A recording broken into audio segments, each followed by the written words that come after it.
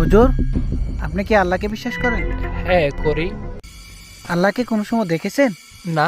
তার আওয়াজ শুনেছেন? না তো। আল্লাহকে দেখেননি, তার আওয়াজ শুনেননি, তাহলে কিভাবে বিশ্বাস করেন আল্লাহ যে আছে? হ্যাঁ তাই তো, আপনার তো দেখা যাচ্ছে অনেক বুদ্ধি। এজন্যই তো আমি কোনো কিছু না দেখে বিশ্বাস করি না। তাহলে কি আপনি আপনার বুদ্ধিকে দেখেছেন?